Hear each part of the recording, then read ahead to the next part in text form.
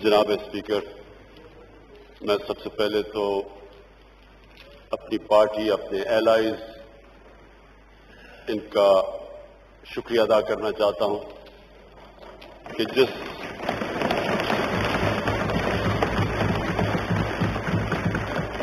जज्बे में इन्होंने ये बजट पास करवाया।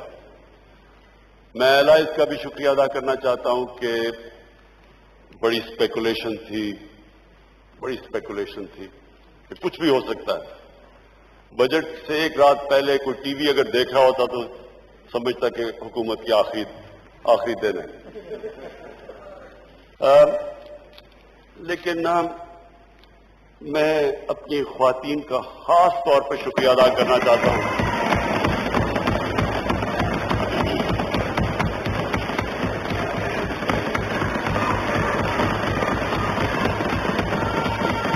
इसलिए मुझे चीफ व्हिप आमिर डोगर ने बाकायदा पूरी इंफॉर्मेशन दी कि किस तरह हमारी ख्वातीन ने सारी असेंबली में उन्होंने गेन कितना किया, पहले साल से ज्यादा उन्होंने सीखा, उनकी जिस तरह की परफॉर्मेंस रही असेंबली में और जो इम्प्रूवमेंट्स आई, तो मैं इसलिए उनको खास तौर पर खराज तहसीन पेश करता हूं। मैं अपनी माइनॉरिटीज उनका भी शुक्रिया अदा करता हूं जिस तरह उन्होंने पार्टिसिपेट किया हमारे साथ। स्पीकर साहब, मैं सबसे पहले आज पाकिस्तान के हीरोज को एक्नॉलेज करना चाहता हूं। ये पाकिस्तान के हीरोज हैं जिनके मैं नाम लेने लगा हूं। सबसे पहले सब इंस्पेक्टर शाहिद शहीद,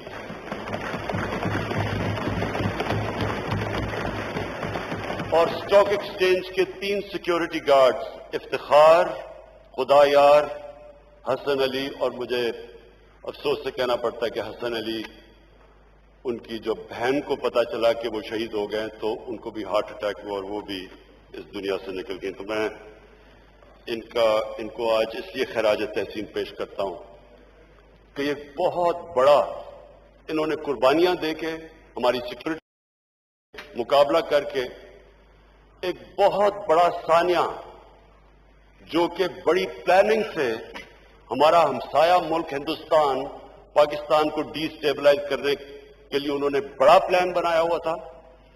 ये बहुत ज्यादा असला लेके आए थे।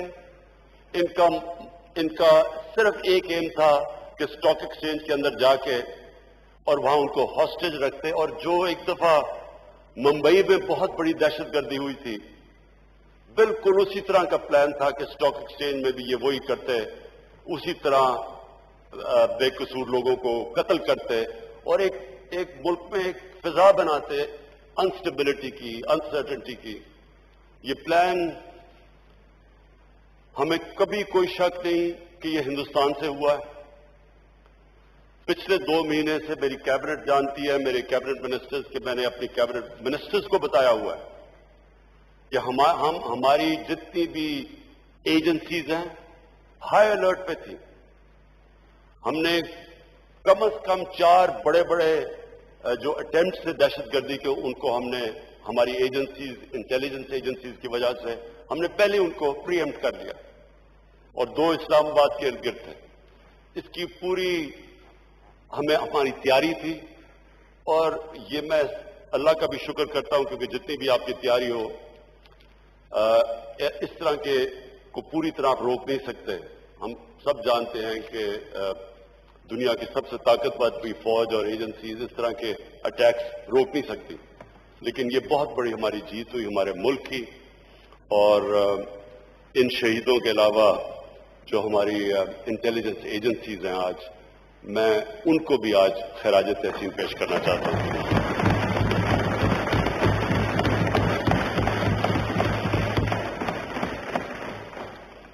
मैं इस बजट सेशन में बड़ी तकरीरें हुई, हर किस्म की ऑपोजिशन ने भी तकरीरें की, उसके ऊपर मैं बाद में आऊंगा।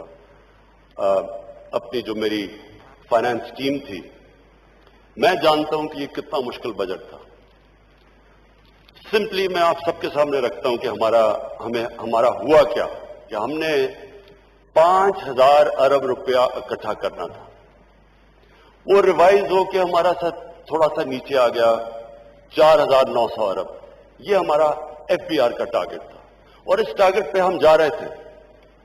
17% کلیکشن ہو رہی تھی جو کہ 4-5 سال میں سب سے زیادہ کلیکشن تھی. جیسے کووڈ آیا اور اس کا جو لاک ڈاؤن کا جو اثرات ہوئے، اب وہ صرف پاکستان ہی نہیں، آپ ساری دنیا میں آپ دیکھ رہے ہیں کہ کس طرح کا دھماکہ ساری دنیا کی اکانومیز کے اوپر کس طرح کے اثرات آئے. تو ہماری جو ڈائریکٹ ہمیں نقصان ہوا کہ ہمارا جو ریوائز ٹارگٹ آیا جو ہم نے 4,900 ارب اکٹھا کرنا تھا، وہ اب آ گیا 3,900 ارب، یعنی 1 ٹریلین روپیہ ہماری شارٹ فال آ گئی. یہ اب کی ہے شارٹ فال. یہ سمجھنا ہے آپ نے کہ یہ جو شارٹ فال ہے یہ ابھی تک کی ہے، کیونکہ اس وقت پوری طرح لاک ڈاؤن کا جو امپیکٹ ہے نہ ہم میجر کر سکتے ہیں نہ دنیا میں کوئی ملک کر سکتا ہے، کیونکہ کبھی اس طرح کی چیز ہوئی نہیں کہ پورا طرح اکانومی بند کر دی جائے، لوگوں کو گھر میں بند کر دیا جائے. اس کا کوئی مثال نہیں ہے. تو اس کے جو اثرات ہیں ابھی تک پوری طرح لوگ نہیں سمجھ رہے. اور میں پھر اپنی ٹیم جو ہمیں بڑا تنقید ہوئی کہ جی کنفیوزڈ ہیں، ان کو پتہ نہیں کیا کر رہے ہیں، میں پھر سے اپنی ٹیم کا شکریہ ادا بھی کرتا ہوں اور خراج تحسین اس لیے پیش کرتا ہوں کہ ہم نے وہ لاک ڈاؤن نہیں کیا جو ہمارے پہ پریشر ڈالا جا رہا تھا. ہمیں سندھ سے ساری مثالیں آئیں، جی دیکھیں سندھ میں کتنا زبردست لاک ڈاؤن ہو گیا، آپ بھی کریں. میں اگر میری بات سنی جاتی، کیونکہ 80th امینڈمنٹ کے بعد صوبائی اٹانومی ہے، وہ اپنے فیصلے کرتے ہیں، میں کبھی بھی پھر بھی وہ بھی لاک ڈاؤن نہ کرتا جو کہ ہم نے کیا.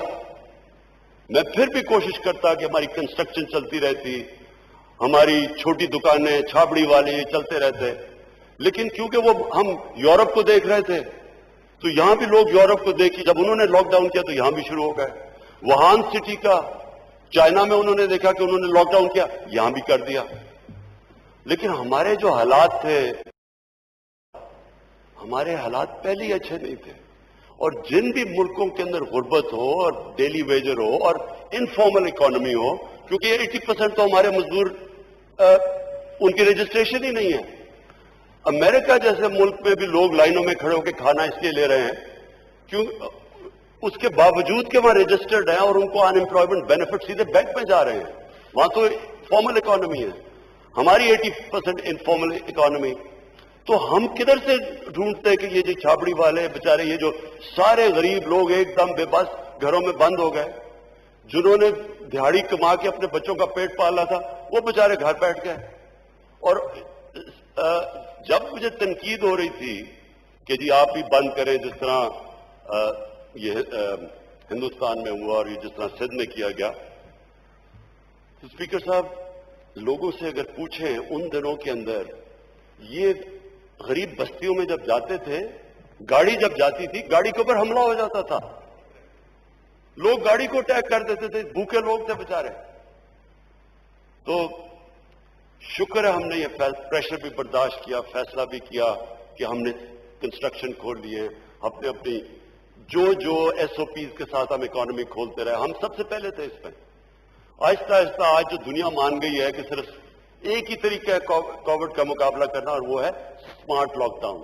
آج دنیا یہ ایکسیپٹ کر بیٹھی ہے. اور میں پھر سے کہ ہم ماشاءاللہ ہم پہلے تھے. کنفیوژن ہمارے میں نہیں تھی، کنفیوژن انہوں میں تھی جن کو جنہوں نے کبھی پاکستان کے غریب علاقوں میں نہیں کوئی گیا. انہوں نے جو لوگ کہہ رہے تھے جی لاک ڈاؤن کرو، انہوں نے کبھی یہاں کچی بستیوں میں نہیں گئے، غریبوں کی بستیوں میں جا کے دیکھے تو 8 لوگ ایک کمرے میں ہیں، ان کو آپ لاک ڈاؤن کر دیں. جو بیچارے دیہڑی دار تھے وہ کدھر سے وہ اپنے بچوں کا پیٹ پالتے. اور ہم بچے، ایک تو ہم نے جلدی کھولا، اور دوسرا میں آج ثانیہ نشتر کو اس لیے خراج تحسین پیش کرتا ہوں کہ جس طرح انہوں نے اتنے تھوڑے وقت میں اتنا زیادہ پیسہ اور اتنی شفافیت سے ڈسٹریبیوٹ کیا، کوئی اس کی مثال نہ پاکستان میں ملتی ہے، نہ کسی بھی آپ دنیا کے ملک میں دیکھ لیں جدھر انفارمل اکانومی ہے، کوئی اس کی مثال نہیں ملتی، جس کی وجہ سے آج ہمارے اتنے برے حالات نہیں ہیں۔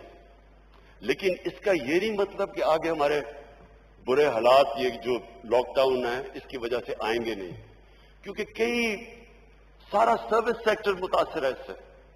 مجھے اپنے جو ٹورزم کے اوپر ہمارا سارا علاقہ، ناردرن ایریاز، یہ سارا گلیات، یہ جتنے بھی علاقے گرمیوں میں ٹورزم پہ ریلائی کرتے تھے، وہاں سب ان کے آج برے حالات ہیں۔ ساری دنیا میں ٹورزم کے برے حالات ہیں، لیکن ہمارے یہ جو پہاڑی علاقے تھے وہاں تو صرف لوگ ڈپینڈنٹ گرمیوں کی ٹورزم پہ کرتے تھے، تو یہ سارا علاقہ آج متاثر ہے۔ ہمارے پرائیویٹ سکول، جو چھوٹے پرائیویٹ سکولز، یہ سارے متاثر ہیں۔ ان کے دیہاتوں کے اندر جو چھوٹے چھوٹے سکول ایک دم جب بند کر دیا آپ نے سب کچھ، وہ سارے ٹیچرز بیچارے بے روزگار ہیں، ان کی روزی نہیں ہے۔ یعنی میں جس بڑوں کی بات نہیں کر رہا، پیسے والے لوگوں کو یہ اتنا فرق نہیں پڑا۔ ہمارے جیسے لوگوں کو آپ گھر میں بند کر دیں، ہمارا کیا جاتا ہے؟ سرکاری نوکر جن کو تنخواہیں مل رہی ہیں ان کو کتنا نقصان ہوگا، لیکن جو محنت کا لوگ بیچارے جو اپنے بچوں کا پیٹ پالتے تھے، ابھی تو وہ ایک تو اس سے بچے، لیکن ابھی بھی وہ کہتے ہیں نا not out of the woods, ابھی بھی ہم پوری طرح اپنی پارٹی میں گورنمنٹ بیٹھ کے سوچ رہے ہیں کہ ہم مزید اب ان کی کیسے مدد کریں، کیونکہ 12,000 روپے وہ تو خرچ ہو گئے ہوں گے، تو اس کے لیے وہ بھی ابھی ہم پلان کریں۔ لیکن میں کہہ یہ رہا ہوں کہ جب آپ کے پاس وہ حالات ہوں کہ 1,000 ارب روپے کی شارٹ فال آ جائے، اور پھر ایک اکانومی کے بہت بڑا علاقہ جس میں ہر سیکٹر، ریسٹورنٹس ہیں، شادی گاہ ہیں، یہ سارا سروس سیکٹر متاثر، اسمال اینڈ میڈیم انڈسٹری جو بیک بون ہوتی ہے اکانومی کی، ساری دنیا کے اندر اسمال اور میڈیم انڈسٹریز کی سب سے بڑی افیکٹڈ ہے۔ جو چھوٹے چھوٹے کاروبار تھے، اب ان کے پاس ان کی چیزیں نہیں بک رہی، ان کے کاروبار، یعنی اس وقت جھٹکا پڑا ہوا ہے ہمارے لوگوں کے اوپر، لوگ مشکل میں ہیں۔ ہم بچ ایسے اس طرح بھی گئے کہ ہم نے اپنے ایگریکلچر سیکٹر کو اس طرح نہیں کیا، اور ملکوں کے اندر تو مہنگائی، یہ کھانے پینے کی چیزیں بہت مہنگی ہو گئی ہیں، گورنمنٹ سبسڈائز کر رہی ہے۔ کہنے کا مقصد یہ ہے میرا کہ ہمارے پاس اب ایک اور چیلنج ہے آگے۔ چیلنج یہ ہے کہ ہمیں اب پاکستان کو یہ جو اگلے حالات ہیں، جو پھر سے میں کہتا ہوں کہ ابھی ہم نہیں بتا سکتے کہ یہ آگے کب تک ہماری ٹیکس کلیکشن گین کرے گی، کب تک ہمارے یہ جو اتنے زیادہ لوگ متاثر ہیں ان کو ہم نے کیسے ہیلپ کرنا ہے۔ بڑے زبردست پیکیجز ہم نے دیے ہیں، حماد حضرت نے انڈسٹری میں، انہوں نے بڑی محنت کر کے ساروں کنسلٹ کر کے ان کو چھوٹ دی ہے، ان کی مدد کی ہے، لیکن پھر بھی یہ کانسٹنٹ اب چیلنج رہے گا کہ ایک اکانومی جو پوری طرح پہلے مشکل سے اوپر آ رہی تھی ایک ریسیشن سے، اس کے لیے ابھی بھی ہمارے اوپر بہت بڑا چیلنج ہے۔ اس چیلنج کے اندر میں ایک چارلز ڈکن سیئنگ ہے کہ it was the worst of times and it was the best of times۔ ایک طرح تو worst of times ہے، لیکن اگر ہم نے اس کو بیسٹ آف ٹائمز بنانا ہے تو وہ جو ہم اب پلان کر رہے ہیں وہ ہمیں کرنا پڑے گا، اور وہ کیا ہے؟ وہ گورنمنٹ کے ادارے جو اس وقت وہ پیسہ جو ہمیں تعلیم اور صحت اور صاف پانی میں اور غریب کسانوں کے اوپر خرچ کرنا چاہیے، ہسپتالوں پہ، وہ پیسہ ایک بہت بڑا اس کا گورنمنٹ کارپوریشن، یہ جو لاس میکنگ گورنمنٹ کارپوریشن ان میں جا رہا ہے، جس میں پاور سیکٹر ایک سب سے بڑا اس ملک کے اوپر عذاب بنا ہوا ہے۔ اس میں میں آپ کو یہ بتا دوں کہ میں پھر سے یہ ریپیٹ کرتا ہوں کہ یہ پاور سیکٹر کا جو سارا قرضہ، یہ جو سارے کانٹریکٹ، یہ سارے ہمارے سے پہلے کیا، انہیرٹ کیا ہم، یہ ہمیں ملا ان پچھلی 10 سالوں کے اندر۔ اب وہ اس سیکٹر کو ٹھیک کرنے کے لیے ٹنکرنگ ود دا سسٹم نہیں ہو سکتا، چھوٹے چھوٹے چینجز ہی، اس میں بڑے ڈراسٹک چینجز کرنے پڑیں گے۔ تو میں آج یہاں آپ کو کھڑا ہو کے یہ کہہ رہا ہوں کہ ہم تیار ہیں اب اس ڈراسٹک چینجز کے لیے. جب بھی آپ چینجز کریں گے کسی سیکٹر کے اندر، جو لوگ ایک کرپٹ نظام سے فائدہ اٹھاتے ہیں، جن کو اسٹیٹس کو کہتا ہے، وہ ریزسٹ کرے گا. لیکن اس گورنمنٹ کی اب وہ ہمارے پاس چوائس نہیں رہ گئی کہ ہم جب بھی ہم چینج کریں گے. مثلا پی آئی اے میں، اب پی آئی اے کے اندر دیکھیں یہ جو ہوا ہے، یہ جو چیزیں سامنے آئی ہیں، یہ وہ ایئر لائن تھی جو دنیا کی، ہماری زندگی میں دنیا کی ٹاپ ایئر لائن تھی. فخر ہوتا تھا پی آئی اے میں جا کے. تو یہ ایسے نہیں پہنچی ادھر، اس کے اندر باقاعدہ مافیاز بیٹھے ہوئے ہیں. پتہ نہیں سرور خان نے آپ کو اپنی تقریر میں بتایا نہیں. اسپیکر صاحب، 11 سالوں کے اندر 10 چیف ایگزیکٹو پی آئی اے کے ہٹائے گئے ہیں. پی آئی اے کے اندر سے کیسز کر کے ان کو ہٹایا گیا. 10 چیف ایگزیکٹو 11 سالوں میں. ہم نے جو ابھی جو ہمارے چیئرمین ہیں اس وقت پی آئی اے کے، 5 مہینے انہوں نے کیس کر کے ان کو گھر بٹھا دیا جب وہ فائنلی کیس جیتا گیا. یعنی میں سمپلی بات کرتا ہوں، کون سا دنیا کا ادارہ چل سکتا ہے جدھر 11 سالوں میں 10 ان کے ہیڈز بدل جائیں. آپ نے اگر کیونکہ میرا تجربہ ہے، ایک کرکٹ ٹیم کو بھی تباہ کرنا ہو، اس کے 10 کیپٹن بدل دے 11 سال میں، وہی بیٹھ جائے گی. کوئی بھی دنیا میں ادارہ نہیں چل سکتا. تو یہ پورے مافیاز بیٹھے ہیں، اور ان کو میں آج اپنی قوم کے سامنے کہہ رہا ہوں کہ جب تک ہم اب یہ ریفارم نہیں کریں گے، یہ پاکستان کی ناگزیر ہو چکی ہیں. یہ ہمارے لیے اب آپشن نہیں ہے کہ فلانا سٹرائک کر دے گا جی، وہ فلانے مل کے آپ کے آ جائیں گے جی، گھر آ جائیں گے جی، آپ مان جائیں باتیں. یا یہ ملک جدھر آج ہے، ہمیں یہ ریفارم سارے ادارے، اور میں اداروں کا بات یعنی پاور سیکٹر کے اندر جو ادارے ہیں، پی آئی اے، ریلویز، یہ سارے لاسز ہیں. اسٹیل مل کا 8 ارب روپیہ اسٹیل مل میں سرپلس پڑا تھا 2008 میں. یہ بڑا کارنامہ ہے کہ اس کے اوپر آج 250 ارب روپے کا قرضہ چڑھ چکا ہے. پچھلے ہم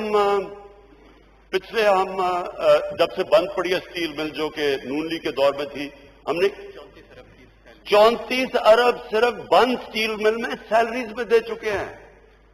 9,000 لوگوں کو ایک بند مل میں رکھنے کے لیے 34 ارب روپیہ. ایک وہ قوم جس کے پاس پہلی قرضوں پہ ہم گزارا کر رہے ہیں، پہلی سود دے رہے ہیں.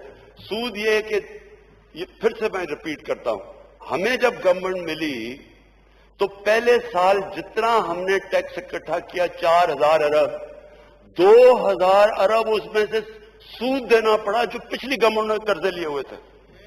تو اس مقروض ملک کے اندر آپ یہ سوچیں کہ ہم یہ اربوں روپیہ دے رہے ہیں ایک بند مل پہ، اور پھر وہی کھڑے وہ جنہوں نے اس مل کا، جس پیپلز پارٹی کے دور میں اس کا 8 ارب سرپلس سے جو اس کا دیوالیہ نکلا تھا، وہ آگے سے کہہ رہے ہیں مزدوروں کو نہیں اٹھا، کیونکہ انہوں نے اندر گھسائے ہوئے ہیں.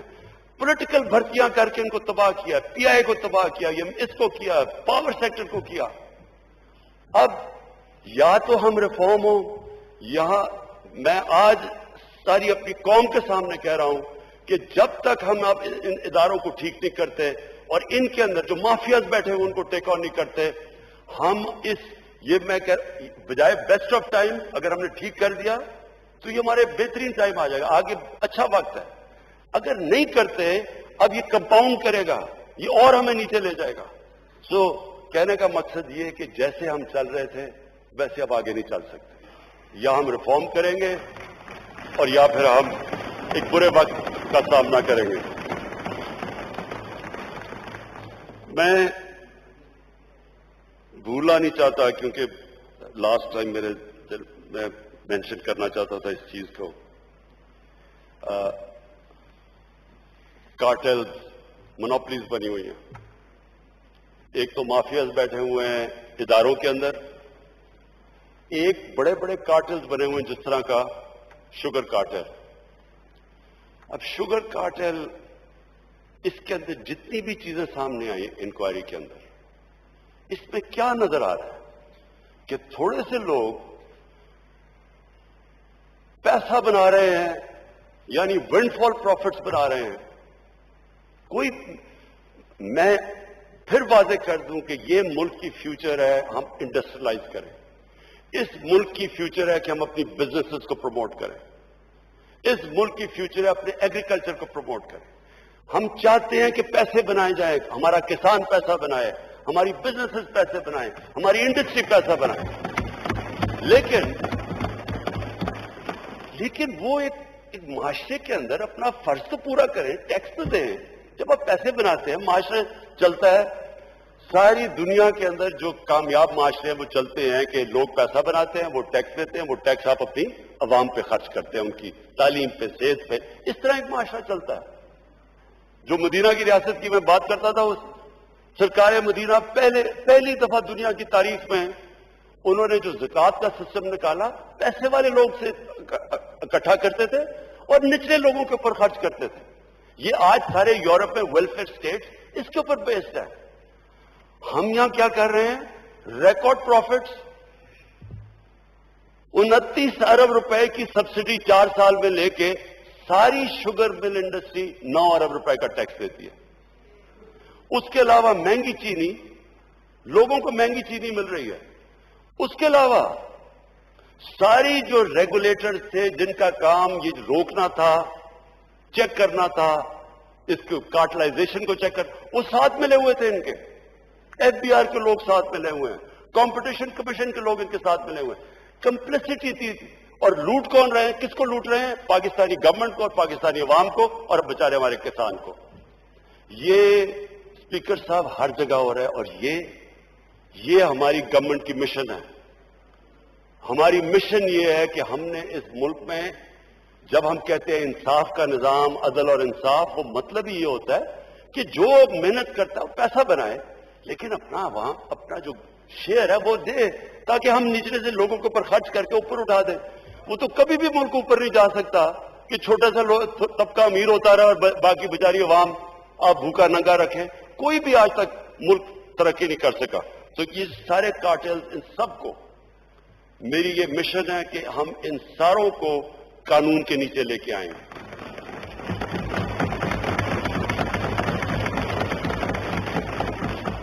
یہ سارے جتنے بھی بڑے بڑے مونوپلیز، کارٹلز، مافیاز، یہ کبھی بھی نہیں چل سکتے تھے جب تک ان کو گورنمنٹس ان کو پیٹرنائز نہ کرتی، حکومتیں ان کو پیٹرنائز کرتی تھی. یہ جو شوگر مل مافیا، یہ جو ساری شوگر مافیا ہے، کون اس میں بیٹھے ہوئے اوپر؟ میں بھی سوچوں کہ آصف زرداری کی بھی شوگر ملز ہیں، نواز شریف کی بھی شوگر مل ہے. بھئی آپ کی شوگر ملز ہیں کیوں؟ جب آپ غور سے جب پتا چلتا ہے تو کیوں شوگر مل ہے؟ بلیک کا پیسہ وائٹ کرنے کے لیے شوگر ملز بنی ہوئی. تو یہ ایک جگہ نہیں ہے اسپیکر صاحب، یہ ہر جگہ ہے. ہم آہستہ آہستہ پہنچ رہے ہیں. ہم نے یہ جو انکوائریز کی ہیں، یہ ہم ہر جگہ انکوائریز کریں گے. ہم نے ہر جگہ یہ جو لوگ اس ملک کو ایکسپلائٹ کرتے ہیں ان کے پیچھے جائیں گے. اور جو میں اپنی قوم سے میں جو وعدہ کر کے آیا تھا، میری قوم سے یہ وعدہ تھا کہ ہم نے اپنے جو ہماری ویژن ہے وہ مدینہ کی ریاست ہے. میں ایکسپلین کرتا ہوں.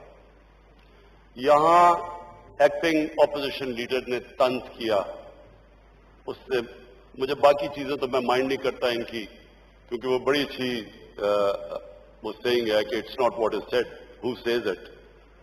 کیا کون بات کر رہا ہے؟ تو جو یہ لوگ ہیں ان کی تو مجھے باتوں کا اس لیے فرق نہیں پڑتا، کیونکہ مجھے تو ان کا سارا اگلا پچھلا پتا ہے. لیکن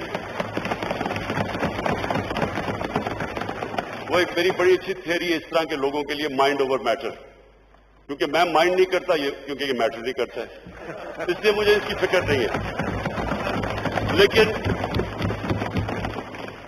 لیکن اس نے جو طنز کیا، بڑا عاشق رسول بن گیا. دیکھیں یہی آدمی، یہ فارن منسٹر جو تھا، یہ جاتے ہیں واشنگٹن، وہاں ایشیا سوسائٹی کو وہ انٹرویو کر رہے تھے. وہ ایشیا سوسائٹی والا ان سے پوچھتا ہے کہ آپ میں پی ایم ایل این میں اور پی ٹی آئی میں فرق کیا ہے؟ بڑے اپنا سوٹ شوٹ پہن کے بتا کے کہ ہم لبرل ہیں اور یہ دینی جماعت کو ساتھ ہیں، یعنی ہم پی ٹی آئی دینی جماعتوں کے ساتھ ہیں اور یہ لبرل ہے. یہ لبرل ہیں لیکن صرف ایک طرح، یہ لبرلی کرپٹ ہے. مجھے فکر صاحب میں کیونکہ میں مغربی کلچر کو ان سب سے بہتر جانتا ہوں، میرا کرکٹ کی وجہ سے ٹائم گزرا ہے. میں آج آپ کو اس اسمبلی کے فلور پہ کہنا چاہتا ہوں، جتنا نقصان اس ملک کی لیڈرشپ نے پاکستان کو پہنچایا ہے، ہمارے امیج کو کوئی دشمن نہیں پہنچا سکتا تھا. یہ کیا کرتے ہیں؟ میں تب سے سن رہا ہوں، یہ 1988 سے میں یہ سن رہا ہوں. جو جاتا ہے مغرب میں وہ کیا کہتے ہیں؟ جناب مجھے بچا لو. امریکنوں کو کہتا ہے کہ مجھے بچا لو، میں آپ کی طرح لبرل اور ماڈریٹ ہوں، باقی یہ سارے یہ ملک میں انتہا پسند ہیں، اگر مجھے نہ بچائے انتہا پسند پاکستان کو ٹیک اوور کر لیں گے. یہ کانسٹنٹلی آپ کوئی اسٹیٹمنٹ ان کو اٹھا کے دیکھیں، یہ سارے وہاں جا کے لبرل بن جاتے ہیں، ماڈریٹ بن جاتے ہیں، کیونکہ ان کا ایمان نہیں ہے. میں جتنی آپ ایک میری اسٹیٹمنٹ اٹھا کے دیکھ لیں، واشنگٹن میں، ڈیووس میں، نیو یارک میں، یونائٹڈ نیشن جنرل اسمبلی میں نے ہر جگہ کہا کہ میری ویژن ہے پاکستان کو ایک مدینہ کی ریاست کے اصولوں پہ کھڑا کرنا.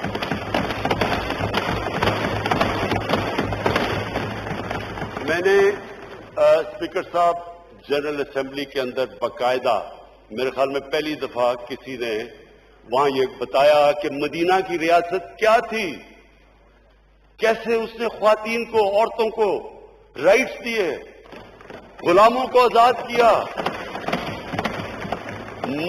مائنورٹیز کو ایکول سٹیٹس دیا، برابر کے شہری بنایا.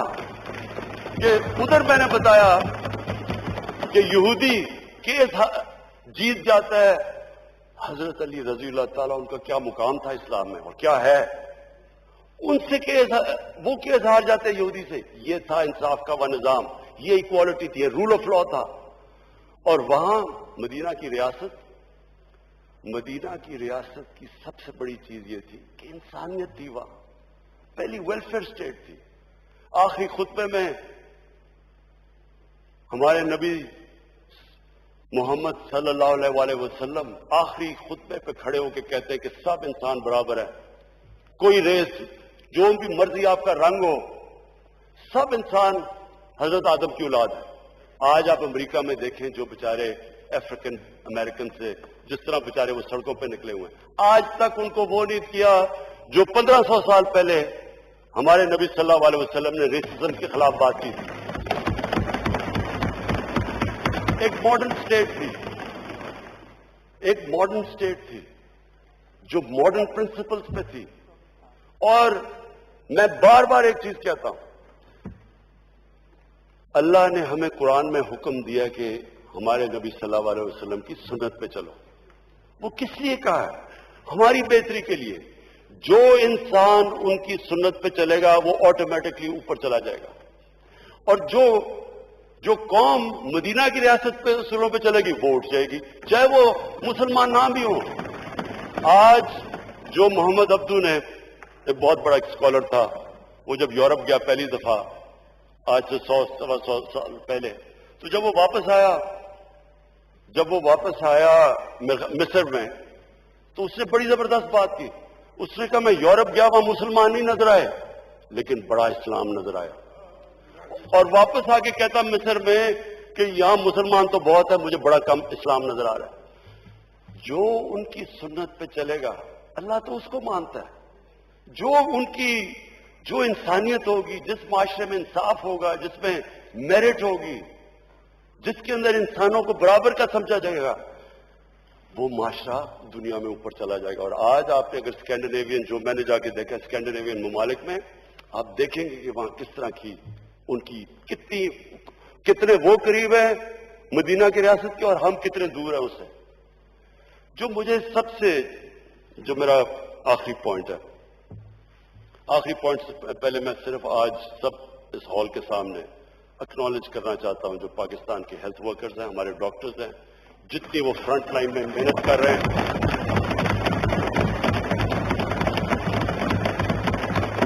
مجھے پتا ہے وہ کس پریشر میں کام کر رہے ہیں، مجھے یہ پورا احساس ہے.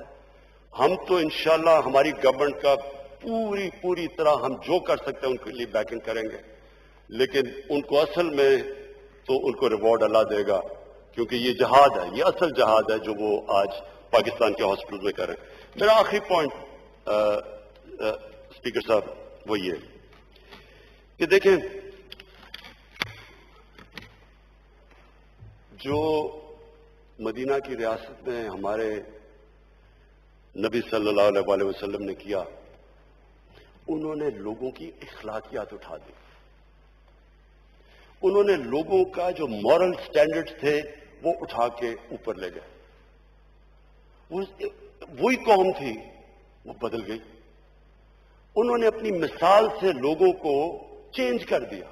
قرآن کی آیت ہے کہ میں کبھی کسی قوم کی حالت نہیں بدلتا جب تک وہ قوم خود اپنی حالت بدلنے کی کوشش نہ کرے. انہوں نے جو ان کا کیریکٹر تھا اس سے اپنی مثال سے قوم کو بدلا. جو وہ قوم بنی، انڈونیشیا اور ملیشیا کے اندر کوئی مسلمان فوج نہیں گئی، صرف مسلمان تاجر گئے، کئی صوفی حضرات گئے. ان کے کیریکٹر کو دیکھ کے لوگ مسلمان ہو گئے. ان کے کیریکٹر ایسے تھے کہ وہ ناپ تول میں کوئی خیانت نہیں کرتے تھے، وہ کوئی کسی قسم کا دھوکہ نہیں دیتے تھے. وہ کیریکٹر ایسا تھا کہ لوگ متاثر ہو کے اسلام قبول کیا. پاکستان میں جو سب سے زیادہ ظلم کیا ہے یہ 30 سال کی پالیٹکس میں، انہوں نے ہماری موریلٹی ختم کر دی، انہوں نے ہماری اخلاقیات ختم کر دی. اور میں اس آدمی کی اب بات کرتا ہوں جو یہاں اپنے آپ کو ڈیموکریٹ کہتا ہے. یہاں نواز شریف تقریر کر رہا تھا، یہ ادھر بیٹھا ہوا تھا. نواز شریف اپنی تقریر میں کہتا ہے یہ ہیں وہ دستاویزات جو بتائیں گے کہ لندن کے فلیٹس کدھر سے خریدے گئے. پینما میں پکڑے گئے، ان کے نام آ گیا ان کا، اس سے پہلے تو مانتے نہیں تھے. اب انہوں نے بتانا تھا کہ پیسہ آیا کدھر سے. یہاں اسمبلی میں یہ ہیں وہ دستاویزات. اس کی بدقسمتی نواز شریف کی، اس کو کیا پتا تھا کہ اس نے سپریم کورٹ پہ چلے جانا ہے. اور وہ میں اپنی پارٹی کو خاص داد دیتا ہوں کہ ہماری موومنٹ کی وجہ سے وہ سپریم کورٹ پہنچے. اب جب سپریم کورٹ پہنچ گئے تو پتا چلا کہ یہ دستاویز تو فیک تھے، یہ تو جعلی تھے، اور سپریم کورٹ میں پکڑے جانا تھا. تو سپریم کورٹ میں ایک اور جعلی چیز آ گئی، قطری خط آ گیا. جو آدمی اس طرح جھوٹ بولے، ملک کا سربراہ وہ جھوٹ بولے، اور یہ صاحب یہاں بیٹھ کے کہتے ہیں میاں صاحب فکر نہ کریں، لوگ پینما کو بھول جائیں گے تھوڑی دیر کے بعد. یعنی قوم کا پیسہ چوری کر کے ملک کا سربراہ باہر لے کے جا رہا ہے. جو پیسہ غریبوں کا، جو اسکولوں پہ ہسپتالوں پہ خرچ ہونا ہے، وہ ملک کا پرائم منسٹر چوری کر کے باہر لے کے جا رہا ہے. اور یہ صاحب، یہ جو اپنے آپ کو ڈیموکریٹ کہتے ہیں، میاں صاحب فکر نہ کریں، آپ جتنا مرضی لوٹیں، ہم آپ کے ساتھ کھڑے ہیں. یہ ڈیموکریٹس نہیں ہیں اسپیکر صاحب، ہم ان کو ڈگنیفائی کرتے ہیں، ان کو ڈیموکریٹس کہہ کے. انہوں نے ہماری موریلٹی ختم کر دی ہے اس ملک کی. ان کو آپ، ہم جب اس کی تقریریں سنتے ہیں، وہ لوگ جن کے اوپر کرپشن کے کیسز، جو کرپٹ لوگوں کو ڈیفینڈ کرتے ہیں، وہ کنوکٹ ہو گیا پاکستان کے سپریم کورٹ سے. یہ کہتا ہے جی میرا وہ لیڈر ہے. تو یہ بچے جو ہمارے دیکھ رہے ہوں گے، ان کو کیا کوئی اچھے اور برے کی تمیز نہیں پتہ چلے گی. وہ مولانا رومی کی سیئنگ ہے کہ قوم مرتی تب ہے جب وہ اچھے اور برے کی تمیز ختم کرتی ہے. مورلی یہ قوم جب مرتی ہے، قوم مر جاتی ہے. وہ تماشے دیکھیں، کسی کے وہ فیک اکاؤنٹ سے بیان علی کا اور ادھر بلاول کے صاحب کا ایک ہی فیک اکاؤنٹ سے پیسے، میں جوابتا ہی نہیں ہوں. وہ نیب میں بلاؤ، میں جاتا ہی نہیں ہوں. یا اور دیکھیں، ایک 22 کروڑ کا ملک کا پرائم منسٹر ایک نوکری کر رہا ہے کسی دبئی کی کمپنی کے لیے. یہ کبھی جمہوریت میں تو خیر یہ تصور ہے ہی نہیں، کسی بنانا ریپبلک میں بھی مجھے اس کی مثال دے دیں.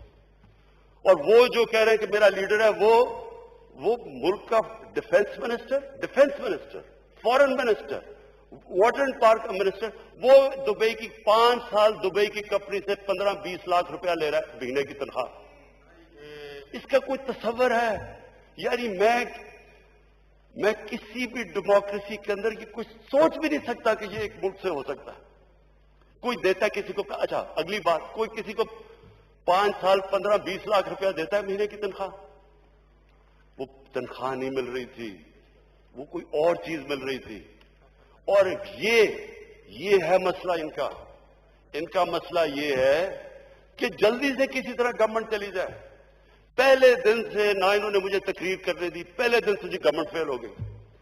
पहले तो एक घर को आप मकरूज कर दें, उसके ऊपर कर्जे चढ़ा दें, बिजली के बिल उसके ऊपर कर्जे चढ़ जाए, उसके गैस के बिल चढ़ जाए, वो घर बिल्कुल कंगाल करके, और फिर वो घर वाले आपको निकाल दें और आप घर वालों से जवाब मांगे, जी बताएं आपने घर कैसे कंगाल किया। पहले दिन से शुरू हो गई, गवर्नमेंट फेल हो गई है। गवर्नमेंट जब ये 10 साल दोनों हुकूमत कर रहे थे, तब इनको नहीं पता चल रहा था कि जब 6 ट्रिलियन से मुल्क का कर्जा 30 ट्रिलियन पे जा रहा था, तब इन्होंने नहीं कभी कहा कि गवर्नमेंट फेल हो रही है, कि हम गिराना चाहिए जी गवर्नमेंट को। तब तो इकट्ठे हो जाते थे बचाने के लिए एक दूसरे को। अभी गवर्नमेंट को 20 भी नहीं हुए हैं, पहले दिन से जी फेल हो गई। वो कभी वो कंटेनर पे सारे चढ़ जाते हैं, कभी कुछ। इनके अंदर कॉमन क्या है? कोई अपने आप को लिबरल कहता है, कोई कहता है दीनी है, कोई कुछ है। खैर नून लीग का तो कुछ भी हो सकता है, कभी जहादी भी बन जाएंगे, कभी जहादियों से भी पैसे ले लेंगे, और कभी इंग्लैंड अमेरिका में लिबरल भी बन जाएंगे। इनका कोई दीन ईमान तो है ही नहीं। ये इकट्ठे एक ही पॉइंट पे हैं। स्पीकर साहब, इनको डर लगा हुआ है, जिस तरह अभी हमें दुबई से चीजें मिल रही हैं कि तनख्वाह क्यों मिल रही थी, इनको पता है कि हमें चीजें मिल रही हैं। इनको सबको डर लगा हुआ है कि जितनी देर ये गवर्नमेंट रहेगी, इनके सारी जो चीजें जो इन्होंने ये जो कर्जा चढ़ाया था 30,000 अरब का, ये इनको पता है कि हमें चीजें मिल रही हैं। इसलिए जल्दी में है, किसी तरह गवर्नमेंट चली जाए, किसी तरह इनकी चोरी बच जाए। तो मैं कंक्लूजन में सिर्फ जो मैं अपनी सारी पार्टी को उस दिन कह रहा था, मैंने ये जब कहा कि मैंने ये नहीं कहा कि हमारी गवर्नमेंट नहीं जाने वाली, या मैंने ये नहीं कहा जिस तरह कभी को कहती है कुर्सी बड़ी मजबूत है। कोई मजबूत नहीं होता, अल्लाह के ऊपर होता है। आप आज हैं, कल नहीं है।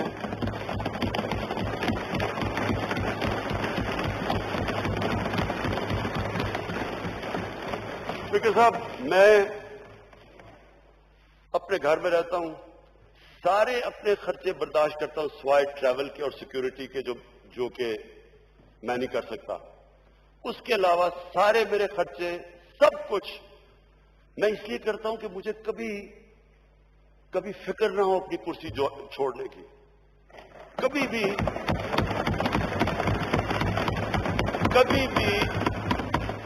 कभी भी मुझे अपने असूलों पे और नजरिए पे कॉम्प्रोमाइज ना करना पड़े।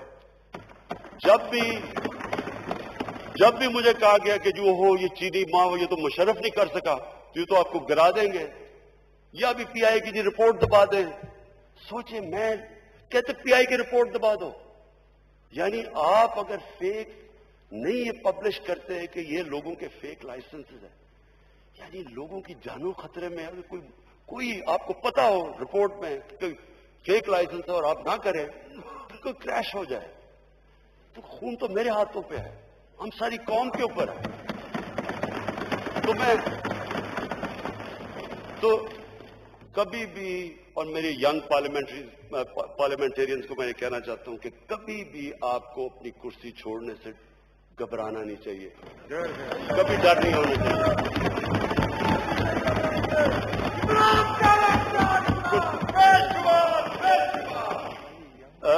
कुर्सी आने जाने की चीज है, लेकिन जो आपको कभी छोड़ना नहीं चाहिए वो है आपका नजरिया।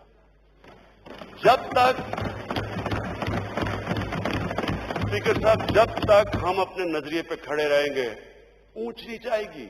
और प्लीज ये मेरी बात सब मैं अपनी पार्टी को कह रहा हूं, ये याद रखें, ऊंच नीच जिंदगी का हिस्सा है। जितनी बड़ी आपकी स्ट्रगल उतनी आपकी ऊंच नीच। कोई आज तक दुनिया में किसी ने बड़ा काम नहीं किया जो ऊपर जाके नीचे नहीं गिरा, फिर खड़ा हुआ, फिर नीचे नहीं गिरा। यानी स्ट्रगल के बगैर आज तक किसी ने दुनिया में कोई काम नहीं किया। جب آپ سٹرگل کے بغیر ایک پارٹی کا چیئرمین آپ کو بنا دیتے ہیں تو آپ کہتے ہیں پھر جب بارش آتا ہے تو پانی آتا ہے. یعنی آپ نے کبھی سٹرگل ہی نہیں کی. آپ لاک ڈاؤن کہہ رہے ہیں. یہی نہیں پتا کہ بیچارے غریب بستیوں میں لوگ رہتے کیسے, کیونکہ آپ کو پتا ہی نہیں ہے. لیڈرشپ ایک سٹرگل کا نام ہے. ایک سٹرگل لیڈر کو بناتا ہے. مشکل وقت لیڈر کا تو سب سے بڑا ٹیسٹ ہی ہوتا ہے مشکل وقت میں, اور وہ مشکل وقت میں تب کھڑا ہوتا ہے جب اس کو سٹرگل کرنی آتی ہے, وہ گھبراتا نہیں ہے. تو یہ جو ہمارا ملک جدھر آج کھڑا ہے, اسپیکر صاحب, یہ میں آج آپ سب کے سامنے کہوں کہ پھر سے میں ریپیٹ کرتا ہوں, کئی طرح یہ ہماری تاریخ کا سب سے مشکل وقت ہے, اور کئی طرح انشاءاللہ یہ اگر ہم یہ جو ریفارمز میں نے آپ کو کہہ دی, جو ہمارا پورا پروگرام بن گیا ہے کنسٹرکشن انڈسٹری کے اوپر, میں خود سارا میں پورا میرے آفس سے ساری کنسٹرکشن انڈسٹری کو ہم اس طرح اس لیے چلا رہے ہیں, جو میں خود مانیٹر کر رہا ہوں, کہ اسی سے ہمارے لوگوں کو نوکریاں ملیں گی. جب تک ہمارا ایک ینگ پاپولیشن ہے ان کو ہم نے نوکریاں دینی ہے, وہ کنسٹرکشن سے ملے گی. ایگریکلچر کو پوری ہم مدد کر رہے ہیں. اور پھر تیسری انڈسٹری, کہ انڈسٹری اور خاص طور پہ اسمال اور میڈیم, ان کی پوری کوشش کریں گے ان کو چلانے کے لیے. لیکن یہ ہمیں سمجھ آنا چاہیے کہ یہ جو اللہ نے ہمیں ملک دیا ہے, جو اللہ نے تحفہ دیا پاکستان کا, یہ تحفہ ہے. میں جتنا یہ 22 مہینے میں دیکھا ہے, اللہ نے اتنی نعمتیں ہمیں بخشی ہیں. ہماری کوتاہی ہے کہ ہم نے جو اللہ کی نعمتوں کی قدر نہیں کی. جو چیز آپ جگہ اٹھائیں آپ دیکھیں کہ پاکستان کو اللہ نے وہ بخشی ہوئی. میں نے یہ ساری دنیا دیکھی ہے. سوئٹزرلینڈ چلے جائیں, کہتے جی نیوزی لینڈ $50,000, سنگاپور چلے جائیں, کیسے وہ کوئی ملک مقابلہ کر سکتا ہے اس ملک کا جس کو اللہ نے کیا آپ نام لے اور اللہ نے پاکستان کو دیا ہوا ہے. اور سب سے بڑا جو ہمارا اسٹریٹجک لوکیشن اب ہے, ہمارا جو لوکیشن ہے, اور پھر چائنا کے ساتھ جو ہمارے تعلقات ہیں, میں آج آپ سب کے سامنے کہہ رہا ہوں کہ جو ہمارا اس وقت اسٹریٹجک ریلیشن چائنا کے ساتھ ہے, یہ انشاءاللہ ہم نے اپنی یہ ریفارمز کر دی, اپنا ہاؤس ان آرڈر کر دیا, انشاءاللہ یہ وہ ملک بنے گا. میں آج پیشن گوئی آپ پہ کر رہا ہوں, یہ مشکل وقت ہے, اس سے نکل کے یہ وہ ملک بنے گا, یہ پھر مثال بن جائے گا ساری ڈیولپنگ ورلڈ کے لیے, جو 1960s میں ہم ایک وقت پہ مثال بنے ہوئے تھے.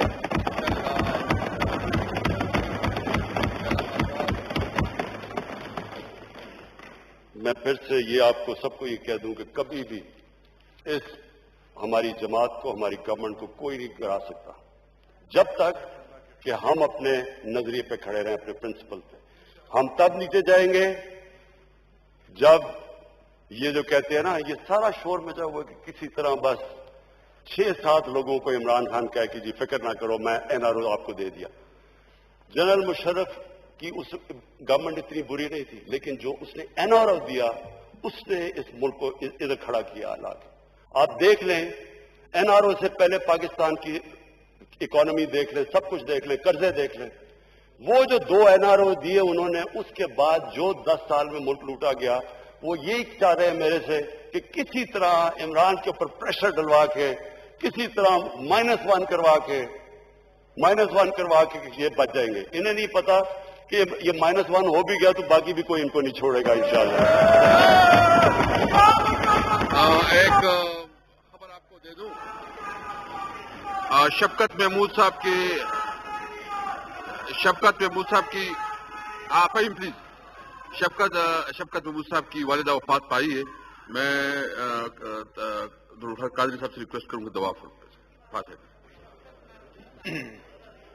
اللهم آمین. الحمد للہ رب العالمین, والصلاة والسلام على اشرف الانبیاء والمرسلین سیدنا محمد وآلہ واصحابہ واہل بیتہ وازواجہ وذریاتہ اجمعین. اللهم اغفرها وارحمها وتجاوز عنها وانت ارحم الراحمین. اللہ تعالیٰ مرحومہ کی مغفرت فرمائے, درجات بلند فرمائے, اور پسماندگان وارثان کو اللہ تعالیٰ اجر صبر استقامت عطا فرمائے. بحق اللہ اکبر, اللہ اکبر, لا الہ الا اللہ, اللہ اکبر, اللہ اکبر, وللہ الحمد. پاکستان مشکل حالات سے نکل کر ہی عظیم ملک بنے گا. مشکل حالات اور جد و جہد کے بغیر کوئی شخص لیڈر نہیں بنتا. اپنے گھر میں رہتا ہوں، اخراجات خود کرتا ہوں، اس لیے کرسی جانے کا کوئی خوف نہیں ہے، صرف اور صرف اللہ کی ذات سے خوف ہے. زراعت، صنعت اور تعمیرات کے شعبوں کو خصوصی اہمیت دیتا ہوں. اقلیتوں نے جس طرح سے بجٹ کے حوالے سے حصہ لیا اس پر ان کا شکر گزار ہوں اور پورے ایوان کا شکر گزار ہوں بشمول اپنی پارٹی کے اراکین کے.